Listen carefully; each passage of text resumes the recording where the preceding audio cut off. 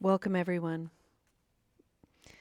This is Recovery Dharma. My name is Julia. I'm one of the facilitators in the Spokane Sangha, and I'm so happy to be here practicing with you all.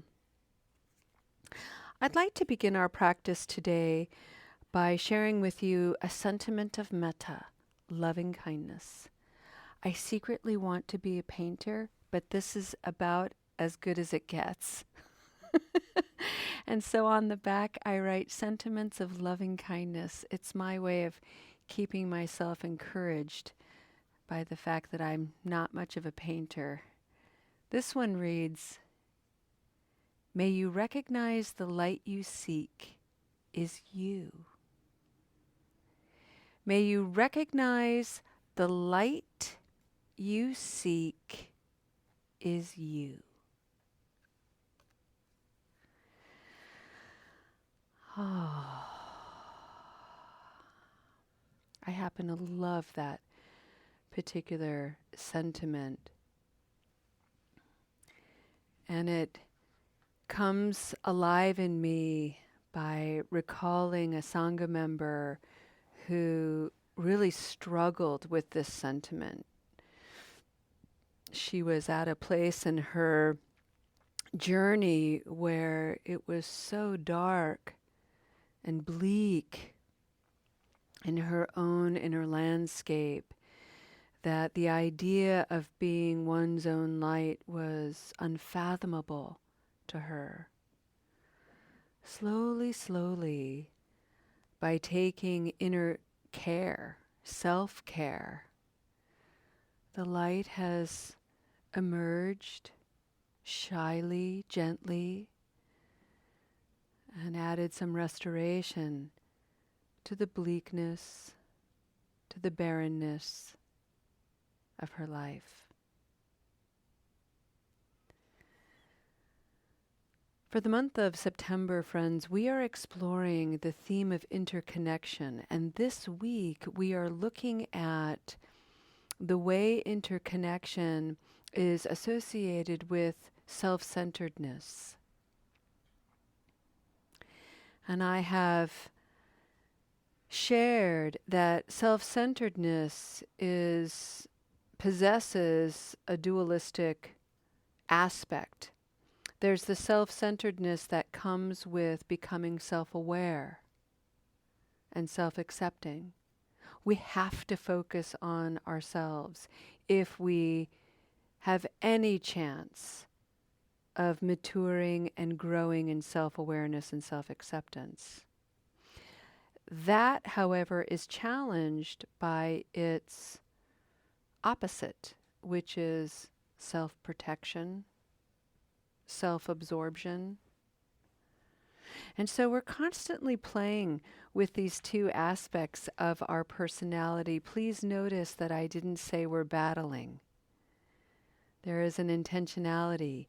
I'd like to put down the words of weapons and warring and violence and use language that is creative and playful. So we play with these pairs of opposites as they are alive in us. When we become more self-aware, we begin to see the ways that we have become and have maintained a sense of self-protection, self-armoring.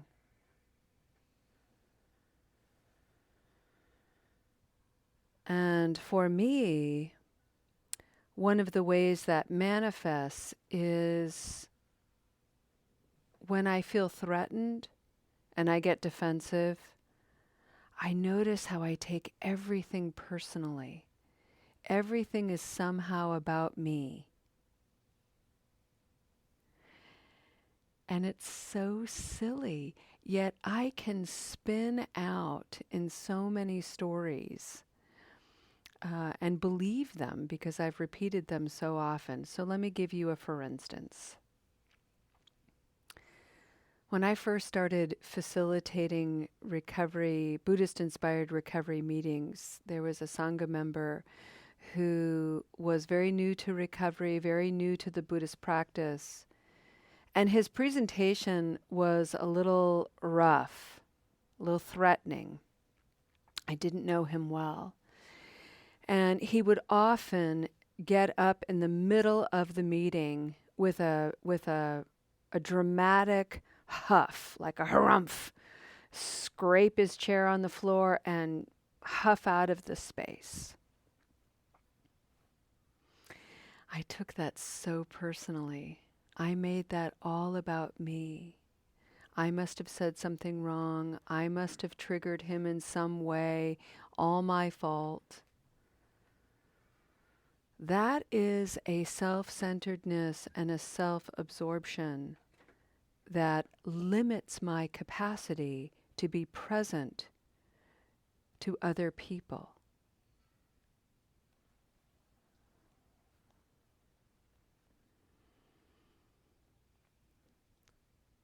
I want to say that again.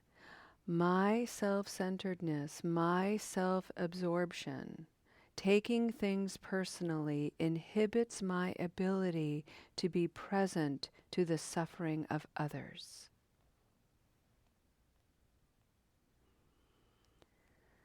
So I had to look at that because I wanted to be present to him, even if that meant that I had said something that offended him or triggered him. I wanted to be able to hear that openly, compassionately, presently. So I started this practice, and many of you who practice with me have heard this before, and it's simply a mantra. Would you look at that? And you kind of have to say it a little breathy to make it fun. Julia, would you look at that? You're taking this all personally. You have no idea what this guy's going through. You're making it all about you. Would you look at that? Fascinating. Maybe it has something to do with you. Maybe it has nothing to do with you.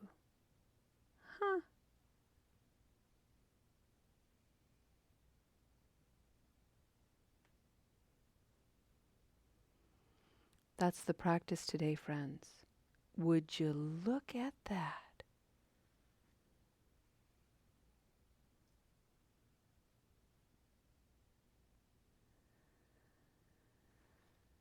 We begin with this place of looking deeply as a way of moving the mind and the heart away from that unskillful practice of being self-centered toward a more mature practice of simply becoming more aware. Something happened. I don't know what the details are. Can I be okay with not knowing? Can I put down all the storytelling? Can I simply make space? Wow, would you look at all this? I don't know what's happening here. And be okay.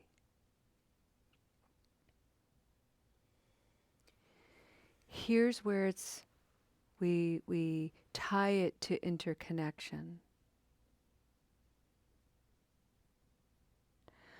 When have I been reactive, left a situation, ghosted somebody on a text, not responded to an email in a timely way, completely blew off a phone call, whatever it is, and left someone wondering? And it really had nothing to do with them, but I didn't have the bandwidth, I didn't have the skill, I didn't have the awareness to communicate more effectively. Have I ever done that?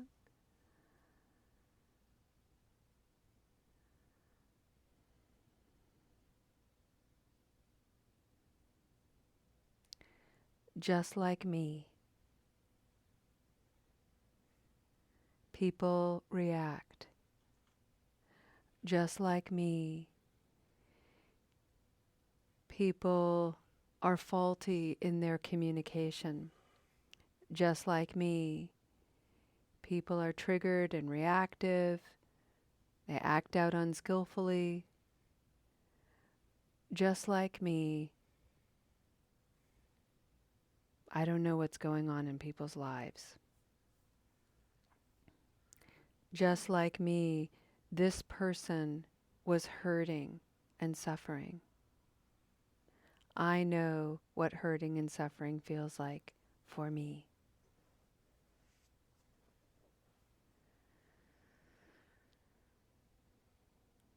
Two human beings, more the same than different. We are interconnected. And maybe if I can endeavor to understand myself better, my presence to others as they are learning to understand themselves will improve. And maybe, just maybe, a little less suffering will arise in the world.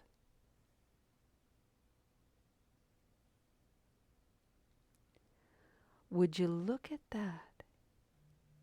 Just like me. That's the practice. Let's enjoy a few moments of silence to allow that to land in your consciousness. See what comes up for you. Be gentle, be friendly. See if you can be curious.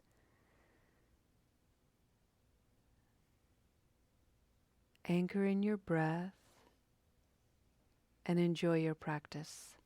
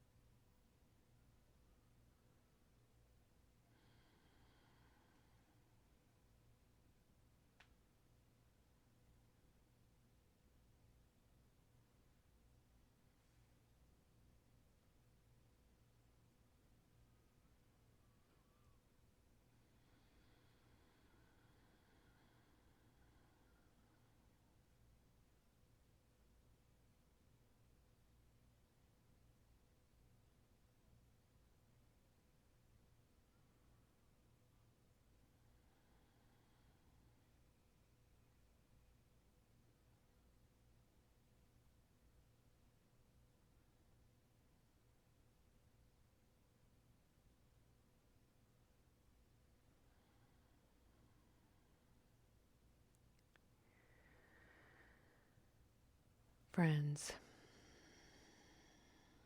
I'd like to take a step toward the conclusion of our practice today by chanting to the three jewels.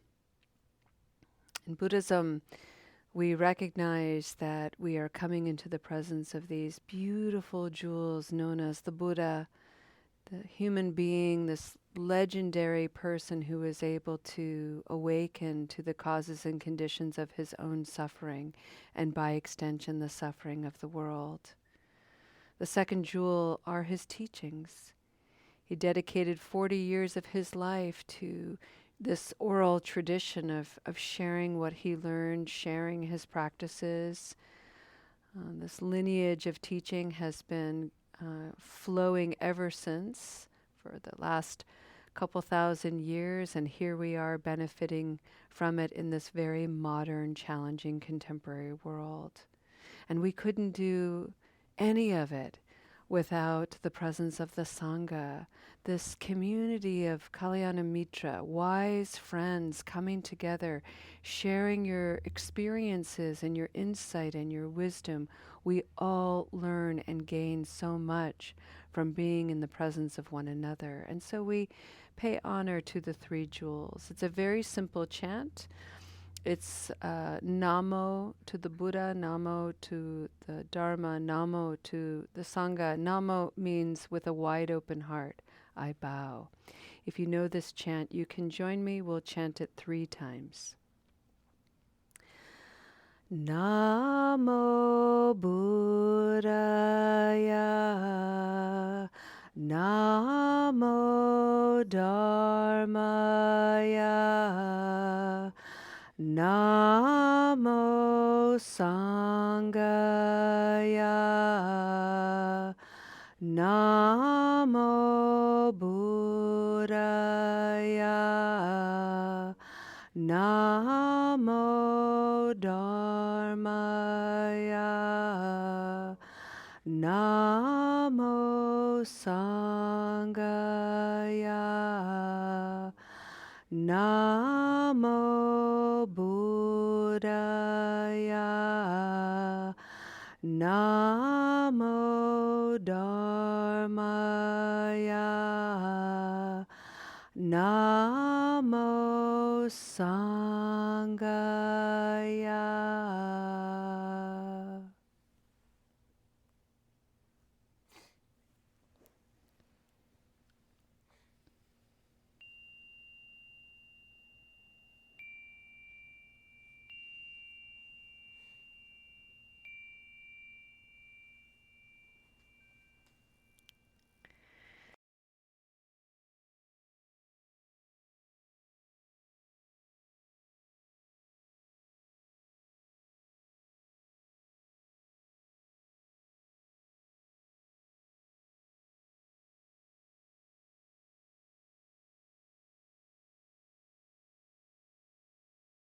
Alrighty, I think that does it. Let's dedicate this. Let's dedicate this beautiful practice. We started our practice with an intention, this beautiful sentiment of metta. May you recognize the light you seek is you. And let's also be brave and recognize that sometimes the darkness you recognize is the darkness in you. Ow. Yuck. That's less fun, right? But let's be fearless about it and really see that. And then let's also make space for a little bit of neutrality that suggests sometimes the light and the dark that I see out there and I recognize out there has nothing to do with me. It is the mystery and chaos of the universe. So it's all there for us to explore and consider. Closing our eyes or turning an inward gaze to this beautiful clay vessel, carrying this consciousness since beginningless time, this capacity to explore our wonder and our wackiness together, to be of benefit, to heal. It is an extraordinary thing to recognize that the healing and transformation that you experience ripples into the world endlessly as healing and transformation. May we endeavor to Keep going in that direction to heal, to transform.